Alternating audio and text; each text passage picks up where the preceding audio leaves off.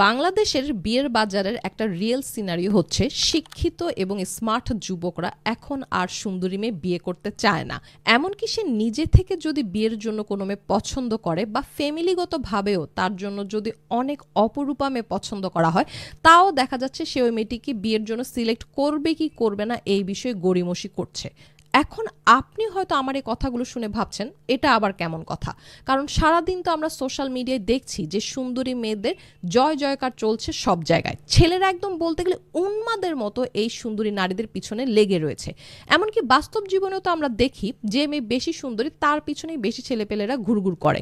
এর অর্থ আমি যে স্টেটমেন্ট দিচ্ছি সুন্দরী মেয়েদের বিয়ের বাজারে বর্তমানে ভ্যালু কমে এসেছে বা সুন্দরী মেয়ে পছন্দ কিন্তু বিয়ে নয়, এই স্টেটমেন্টের সাথে আপনি আপনার দেখা এবং শোনার মিল পাচ্ছেন না।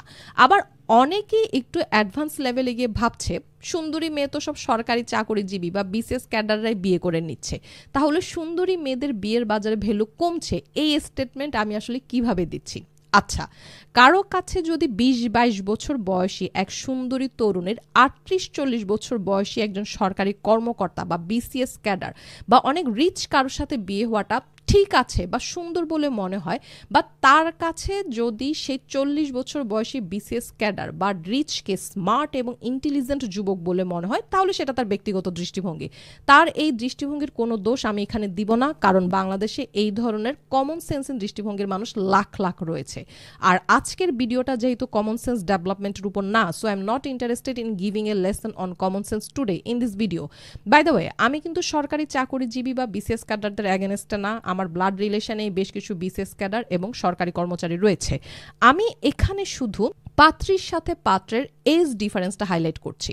আর এই ভিডিওতে যুবক বা পাত্র হিসেবে আমি যাদেরকে ইন্ডিকেট করছি তাদের এজ মূলত 25 থেকে 30। এই এজ গ্রুপের মধ্যে শিক্ষিত, স্মার্ট এবং ফাইন্যান্সিয়ালি বেশ ভালো বা মোটামুটি পর্যায়ে যারা রয়েছে, তাদের মধ্যে কেন সুন্দরী মেয়ে বিয়ের প্রতি অনাগ্রহ সৃষ্টি হচ্ছে বা তাদের এই ধরনের মানসিকতা দিন দিন কেন ডেভেলপ করছে, এর পিছনের গভীর কারণগুলো আজকের ভিডিওতে আমি ডিসক্লোজ করব। এর পিছনে মূলত দুইটা কারণ রয়েছে, এই দুইটা কারণে আজকে আমি ডিসক্লোজ করব। দ্বিতীয় যে কারণটা রয়েছে সে কারণটা বলতে গেলে ছেলেদের মাথায় একদম বসেই গিয়েছে। শুধুই সেকেন্ড রিজনটা একাই কিভাবে বর্তমানে বাংলাদেশের প্রচুর দম্পতির সাংসারিক জীবনে ফাটল ধরাচ্ছে, সেইটাও আজকে আমি এই ভিডিও লাস্টে এসে ডিসক্লোজ করব। সো ভিডিওটা আজকে অবশ্যই শেষ পর্যন্ত দেখুন। আমি বরং সরাসরি এখন প্রথম কারণটায় চলে আসি। দেখুন, সুন্দরী মেয়েদের নিয়ে ছেলেদের একটা ধারণা গড়ে উঠেছে যে এই ধরনের মেয়েরা সাংসারিক জীবনে ভালো করতে পারে না, তাদের পক্ষে স্বামীর পরিবার নিয়ে একটা balanced happy married life maintain করা সম্ভব হয় না। এক কথায় তারা সাংসারিক জীবনের দায়িত্বগুলো সুন্দরভাবে পালন করতে পারবে না। আর ছেলেদের এই ভাবনার পিছনের একটা কারণ হচ্ছে সুন্দরী মেয়েরা প্রচুর অহংকারী, আর একজন অহংকারী মানুষ সাংসারিক জীবনে অন্যদের সাথে সুন্দর সম্পর্ক রেখে চলতে পারে না। কারণ সাংসারিক লাইফটা এমনই যেখানে আপনাকে অন্যদের সাথে বিভিন্ন ধরনের কম্প্রোমাইজ করে চলতে হবে, সবসময় সেখানে নিজের ভালো কথা ভাবলে চলে না। আর সুন্দরী অহংকারী মেয়েদের ক্ষেত্রে এই জিনিসটা সম্ভব হয় না। বাই দ্য ওয়ে, এটা কিন্তু ছেলেদের বেলায় সত্য। এই ধরনের মেয়েদের পক্ষে সাংসারিক জীবনে ভালো করা সম্ভব না, ছেলেদের এই ধারণাটাকে আরও স্ট্রং করেছে সোশ্যাল মিডিয়া। কিন্তু কথা হচ্ছে সোশ্যাল মিডিয়া কিভাবে ছেলেদের মধ্যে সুন্দরী মেয়েদেরকে বিয়ে করার প্রতি অনাগ্রহ সৃষ্টি করলো, বা সোশ্যাল মিডিয়া কিভাবে সুন্দরী মেয়েদের বিয়ের ভ্যালু বর্তমানে কমিয়ে আনলো। যখন কি সোশ্যাল মিডিয়াগুলোতে তো সারাদিনই সুন্দরী মেয়েদের জয় জয়কার চলছে, সেটা আমি কিছুক্ষণ আগেই বললাম। একটা বিষয় এখানে ভালোভাবে বোঝার চেষ্টা করুন, সোশ্যাল মিডিয়াগুলো তৈরি হয়েছে এমন লোভনীয়ভাবে যে এখানে আপনি আপনার নিজেকে প্রদর্শন না করে থাকাটা অনেক কঠিন। অবস্থা তো বর্তমানে এমন পর্যায়ে নেমে এসেছে যে কেউ যদি 1 গ্লাসের পরিবর্তে 2 গ্লাস পানি খায়, সেই বিষয়টাও সে ছবি বা ভিডিও আকারে সোশ্যাল মিডিয়াতে পোস্ট করছে শুধু কিছু লাইকস বা কমেন্টস পাওয়ার আশায়। মানে মানুষ এতটাই এখন অন্যদের ভ্যালিডেশন, প্রশংসা পেতে চায়। সেই জায়গায় একজন সুন্দরী রমণীর পক্ষে নিজের সৌন্দর্যকে প্রদর্শন না করা, লাইক কমেন্টসের লোভ থেকে নিজেকে দূরে সরিয়ে রাখা অনেক কঠিন একটা বিষয়।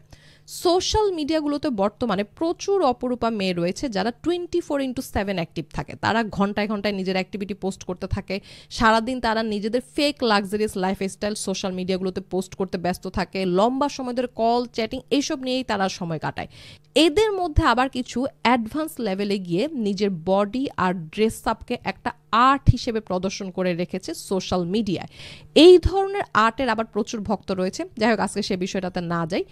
এই বিষয়গুলো যখন একজন শিক্ষিত স্মার্ট যুবক কোনো রমণীর মধ্যে দেখে, তখন সে ভাবে এই ধরনের মেয়েরা তো সোশ্যাল মিডিয়ার রানী।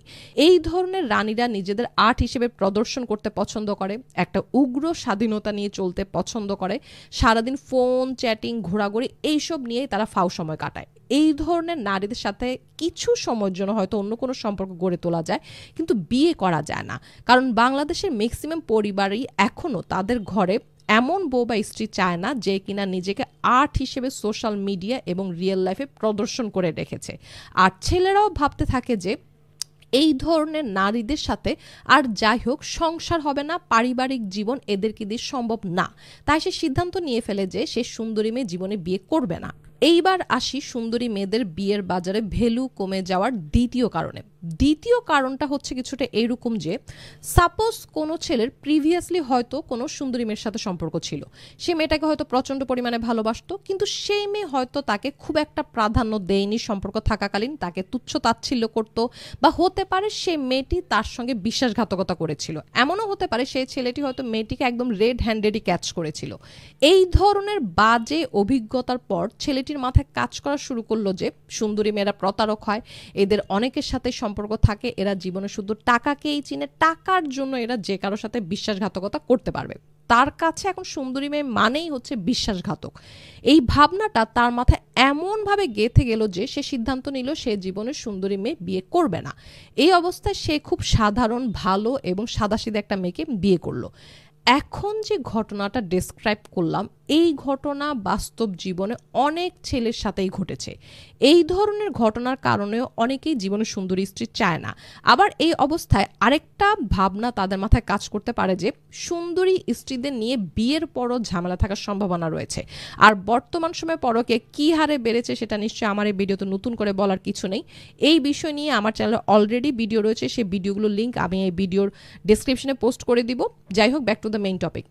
এখানে একটা বিষয় গভীরভাবে বোঝার রয়েছে। দেখুন, ছেলেটা কিন্তু কষ্ট পেয়ে তার সুন্দরী গার্লফ্রেন্ড থেকে সরে আসতে বাধ্য হয়েছিল, আর তার ফলাফল হিসেবে সে সিদ্ধান্ত নিল যে সে সুন্দরী মেয়ে বিয়ে করবে না। তাই সে সাধারণ একজন মেয়েকে বিয়ে করলো, but deep in the mind সে কিন্তু সুন্দরী নারী পছন্দ করে, মানে এই ধরনের নারীর প্রতি তার আকর্ষণ কাজ করে। কিন্তু বাজে অভিজ্ঞতার কারণে মানসিকভাবে সে বাধ্য হয়ে নিজের পছন্দের ক্যাটাগরির নারী বাদ দিয়ে অন্যরকম একটা মেয়েকে বিয়ে করলো। এই অবস্থায় যখন সে তার জীবনে কোনো সুন্দরী নারীর কোনো না কোনোভাবে কাছাকাছি আসে, তখন সে নারীর প্রতি তার ভালো লাগা কাজ করা শুরু করে। আবার হয়তো এমন একটা সিচুয়েশন কখনো আসতে পারে যখন সে ওই নারীর প্রতি দুর্বল হয়ে পড়লো, আর সে নারীও যদি তখন তাকে গ্রিন সিগন্যাল দেয়, তাহলে বুঝতেই পারছেন সেখানে পরকীয়ার সূচনা ঘটবে। এইসব ঘটনা বাংলাদেশে এখন অ্যাভেলেবেল হয়ে গিয়েছে। এক্স্যাক্টলি এই ঘটনার রেশ ধরে অনেক সংসার ভাঙছে বর্তমানে। বাই দ্য ওয়ে, এখানে একটা ডিসক্লেমার দিয়ে রাখি, যে ছেলেগুলো জীবনে নিজের পছন্দের রমণীকে বিয়ে করতে পারেনি তারা সবাই বিয়ের পর পরকীয়ায় জড়িয়ে পড়বে, এইরকম মনে করার কিন্তু কোনো কারণ নেই। এমন প্রচুর নারী পুরুষের উদাহরণও দেওয়া যাবে যারা নিজের পছন্দের মানুষকে বিয়ে করেও পরকীয়ায় জড়িয়েছে। আমি জাস্ট বাংলাদেশের বর্তমানে পরকীয়ায় জড়িয়ে পড়ার একটা রিয়েল রিজন, একটা রিয়েল সিনারিও তুলে ধরলাম। যাই হোক, back to the main topic. ঘটনাটা তাহলে দাঁড়ালো এমন, যে ছেলেটা সুন্দরী নারী বিয়ে করলো না, যে ধরনের ঘটনার ভয়ে সেই ছেলে নিজেই বিয়ের পর সেই ঘটনায় জড়িয়ে পড়লো। এখন কিছু কথা মনোযোগ দিয়ে শুনুন। ভালোবাসা, বিয়ে, এইসব ক্ষেত্রে আপনার সামনের মানুষকে কখনো আপনার এক্স দিয়ে বিচার করবেন না। মানুষ এই কাজটাই সবচেয়ে বেশি করে, সে তার এক্সকে দিয়ে সব মানুষকে জাজ করা শুরু করে। এর ফলাফল কিন্তু ভালো হয় না। আপনি আসলে কেমন জীবনসঙ্গী চান সেটা আগে ভালো করে ভেবে নিন, ভেবে সেটা নিজের মাথায় ফিক্স করুন। আবার এমনও যাতে না হয় যে আপনি ক্যাটরিনা কাইফের মতো রমণী জীবনে চান, আবার সেই রমণী আপাদমস্তক বোরকা পরে চলবে সেটা চান, ঘরের সব কাজ সে বাংলা সিনেমার শাবানা ববিতার মতো করবে, এইটাও আপনি জীবনে চাইতেছেন। এইরকম আকাশ কুসুম টাইপস জিনিসপত্র মাথায় ফিক্স করা যাবে না। রিয়েলিস্টিক ভাবনা ভাবতে শিখুন। নিজের অবস্থা, জীবন সবকিছু বুঝে সিদ্ধান্ত নিন যে কেমন লাইফ পার্টনার আপনার সঙ্গে ম্যাচ করবে। বি প্র্যাকটিক্যাল, চোখ কান খোলা রেখে সিদ্ধান্ত নিন। মাথার মধ্যে ঘোরে একজন, বিয়ে করলেন আরেকজন, এমন করবেন না। কারণ আপনার এই ধরনের বাজে মানসিকতার কারণে অন্য কারো জীবন ক্ষতিগ্রস্ত হতে পারে। আপনার যে ধরনের মানুষ পছন্দ সেই রকম মানুষই আপনি জীবনে বিয়ে করবেন, এই বিষয়ে আপনি স্ট্রিক্ট থাকুন। নিজেকে এমনভাবে গড়ে তুলুন যাতে সেই ধরনের মানুষও আপনাকে পছন্দ করে, আপনার সাথে সেও যাতে তার জীবনটা কাটাতে পছন্দ করে।